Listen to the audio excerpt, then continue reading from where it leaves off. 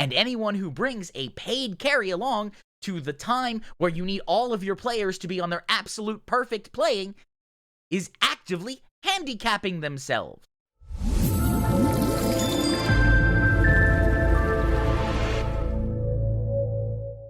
Hey y'all, it's Nim or Nimacree if you're feeling professional, and welcome to the YouTube video. Now today we're going to be talking about the cost of the race to world first in gold and how it's ballooned, runaway inflation. I mean, it's insanely out of control. Specifically in this most recent tier, the sepulcher, oh, that's a hard word to say, even though I know I practice saying it, of the first ones. But before we get into that, if you like what I do, or you like MMORPG content in specific, go on and hit subscribe and hit that notification bell to stay up to date with everything the channel does.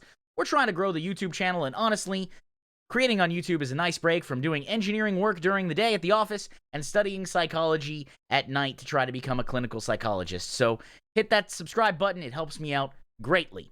Now, on to the cost of World First. So, the cost of World First, gold spent during Sepulcher of the First One's race. Pretty simple. So, achieving World First requires a great deal of time, dedication, and mastery of the game. That goes unquestioned. I mean, honestly, they play at a much higher level than I've ever played at. You know, here I am, little BS heroic raider, and they're like, oh yeah, we did that about 5 seconds after it came out. We went and smashed, and our parses were better than yours. They were also probably pretty nice about it too, so it may not necessarily be a bad thing. Anyways. But another important metric is the extreme sums of gold that go into funding the world race. The North American, European Union, and Chinese guilds competing in the race to world first routinely spent hundreds of millions of gold in order to compete, buying everything from raid consumables to BOE gear to Mythic Plus and PvP carries, or paying other players to trade their loot drops during split runs. This year, the sepulcher of the first ones took that to an entirely new level, setting new records for gold spent during a race to world first. Now, before we go into the actual numbers here, because we will go into numbers, it's fine. Obviously, we expect people to buy raid consumable. Okay, you're not going to, nobody, even though you probably have a team dedicated to farming, you're going to want as many as you can, so you buy as much as you can. I get it. It's, you know, feast famine. We need it all right now. Give it to me. I don't mind paying the premium. Simple. BOE gear, again, another thing. Now, obviously, since I remember back in Nyalotha, BOE corruption gear was insane. And of course, you also had the insanity. You had the corruption and insanity mechanics. So it makes sense. It makes sense that it was a little insane. But I just want to throw that out there that I remember selling like a BOE on the low end for like 100K, and it sold instantly. So yeah, that's the thing. And it wasn't even a great. It wasn't a great BOE for me, but somebody really wanted it, so I just put it up and boom, sold. Mythic Plus, of course. You know, being able to get in there, get it done, and PvP carries. I don't know the state of PvP carrying, as I don't do PvP for a couple of reasons. One, I don't enjoy it, and two, I'm bad at it. And since I don't enjoy it, I never really get better at it. But I'm sure that there's a robust economy there. Or paying, and this is the real big one, paying other players to trade their loot drops during split runs. Now, what I'm going to do right now is I'm going to throw a thing up on the screen from a guild. It's going to advertise the amount of gold that was paid per piece or per run or per person, depending. And it's a little absurd. Not gonna lie, it's a little absurd. That's where the majority of gold went to. Think about that. Imagine getting that much gold just for, you know, showing up, just for trading a piece. But let's get into some specific numbers. Jitan Hong, and I apologize if I mispronounced that name, spent 1.1 billion gold. Liquid spent 723 million gold. SK Pieces spent 679.9 million gold. Method spent 480 million gold. And BDGG spent 293.5 million gold. And of course, Echo has not yet reported their spending this tier. Now, they may not. It doesn't matter. So let's keep in mind that the regional differences in gold having different values across the game. Using regional WoW token prices for the sake of comparison, Jiantong spent 52% more gold than Liquid, but in China that amounts to only 32,000 USD. An amount slightly lower than BDG spending, while Liquid's 723 million gold equates to nearly 3 times more at 93,000 USD. Using the same conversions, this puts SK Pieces spending at roughly 57,000 USD, Method approximately 41,000 USD, and BDG at approximately 37,000 USD. So let's just pause for a second here and take that in. All right, So let's do a little math here, right? I just wanna throw something up here because I'm a big fan of mathematics, you know, being an engineer and all that jazz. So first we're gonna throw the old calculator on the screen. So let's just do something. Let's take that very big that number that people want. Let's say it's $15 an hour times 40 times 52. Boom. That's $31,200.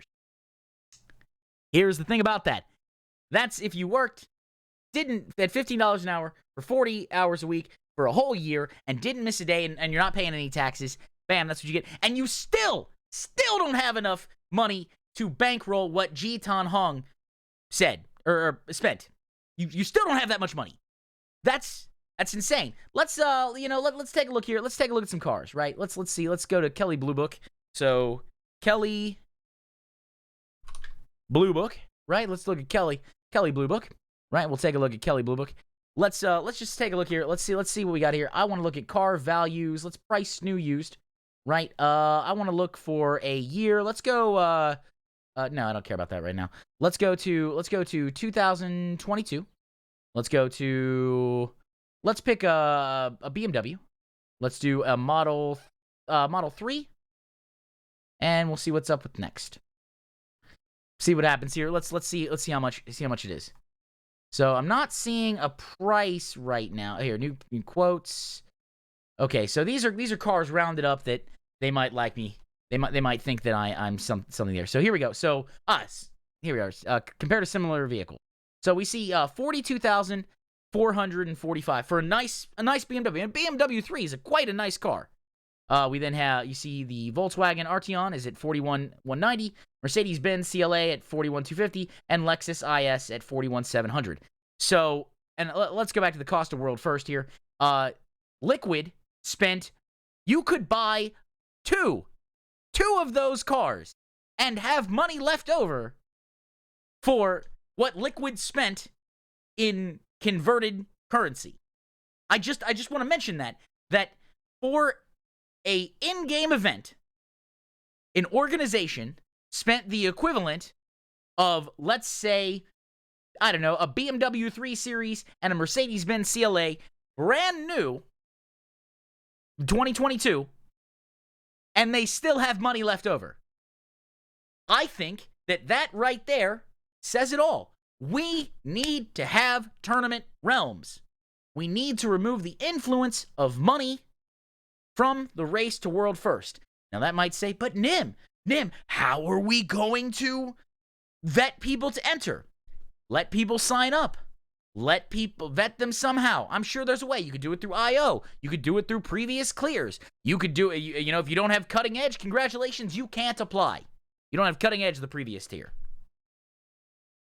And here's the thing. Oh, but Nim, what if they paid for a carry? I need you to look at me. If you're making that argument, oh, they paid for a carry, ergo they can apply for the tournament realm vetting process to be part of the race to world first. They paid for a carry. They didn't do it under their own power. They're not going to get the world first. Probably in anything. And anyone who brings a paid carry along to the time where you need all of your players to be on their absolute perfect playing is actively handicapping themselves, which would be a really cool Mythic Plus and Raid Plus affix, is that you have to bring in a certain amount of people who haven't cleared the raid at the Mythic level or the Heroic level. You have to bring in a certain amount of LFR raiders. That would be a really cool affix. Like, okay, you know, you say you're married to the game? Okay, prove you love. And I'm a fan of that. Anyways, but I think that right there, and the reason I chose cars is because, hey, listen, a lot of people drive cars. We use cars a lot of times. I know I have a little bit of an international audience, so they may not use cars as much, but here in America, where I live in Ohio, you need a car to get around. And those cars, again, let's just pull them up on screen. Those cars, fairly nice cars. Fairly nice cars. Now, here we have two tweets from Valoris. It's my favorite tweet of the year. Cost totally finalized since our race isn't over, but gear trades at 245 million BOEs, 215 total spend, 723 total debt, or total spend, sorry, 723 million, total debt, approximately 535 million, never leaving jail ever, total spend equivalent to 4.6k tokens, which is about 93,000. Now, that's the reason why it's not going to be held on Tournament Realms, is because of the fact that that's roughly 93,000 that Blizzard made on this particular event. Now, I'm not mad at Blizzard making money for events. I'm not, or for their game. It's an option. It's there. But if you want to make it accessible to every player, or every player that could possibly compete, you're going to have different guidelines. And there's no way that the average person, or even the average guild, or even, hell, even a good guild could compete at this level. Because, the maximum amount of gold you can carry is 10 million? And just to put this in perspective again, Method spent 480. Liquid spent 723. Jitang Hong spent 1.1 billion. And then, of course, we have Big Dumb Gaming. How much did 9.2 progression cost us, you ask? Total spent was 293, 546,000, 229 gold, 41,686,000 G on PvP boosts, 133,299,940 gold on raid splits, 109 million. Yeah, what is that? No, that's no, I don't have that right. Yeah. No, 109,638,868 gold on BOEs, 7,402,801 gold on legendary crafting, and 1,518,620 on consumables. 97,395,729 in debt. As comparison, Sanctum cost in total 169,679,941 gold. Okay, so that's a lot of gold. That's a lot of gold just being, thrown around. And again, Liquid, it's slightly lower than, of course, Big Dumb Gaming spending with Li Ji Tian Hong. So let's take a look here. As we see, Team Liquid, previously Complexity Limit, has consistently reported their spending each tier, allowing us to see how it's changed over the last several years. They spent 257 million gold in Nyalotha, and although Castle Nathria was expected to cost less, due to the absence of BOE corruptions, their spending ballooned to 331 million gold. So even though there was a mechanic that absolutely drove market prices insane, corruption, I remember corruption, I actually enjoyed corruption, but I wasn't a world first raider and I didn't have to worry about this. By the time I got around to it, and I didn't pick up on the Echoing Void pre-nerf, so saved money there. I actually sold the piece, I believe it was Echoing Void pre-nerf. So the person who, after they bought it, was probably very sad. I ended up just getting a bunch of haste corruption as a Ret Paladin and being like, whee! It was great. It was fantastic. Also a little Twilight Devastation because you could just have fun with that. But the spending actually increased. Now, spending actually went down in Sanctum of Domination, reported only at 279 million gold, though the addition of tier sets alongside the length and difficulty of Sepulchre would cause the spending to more than double for Sepulchre. So the Sepulchre race winner Echo has not shared their spending this tier, although they reported 47.85 million gold they spend on Sanctum of Domination, and we can presume that number has only grown higher.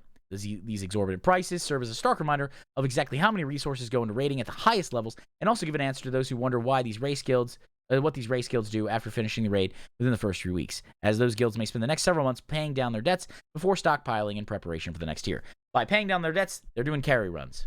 Carry run on alts,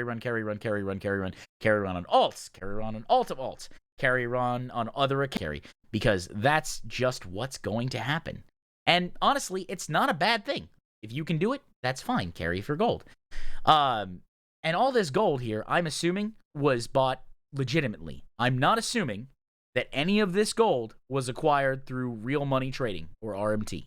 Why? Because I have no evidence of that, and I'm not going to throw any aspersions on anybody. I'll leave other people to do that if they want to delve into the actual finances and go through line item. But I'm not going to do that. So, guys, that's it.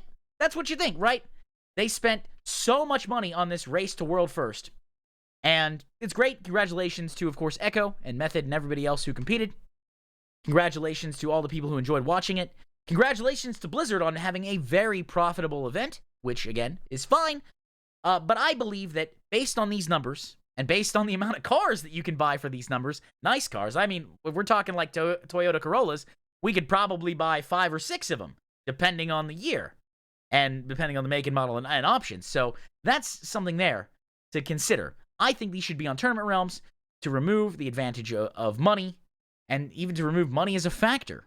Because now you're not ever behind that 8 ball. Your players can relax a little bit. They can go into the competition in a more, I don't know, let's say again, more relaxed. You don't have to worry about, oh my god, I've got to do 4 months of farming on Mythic Jailer to pay this down. I've got to do this fight another 400 times, successfully.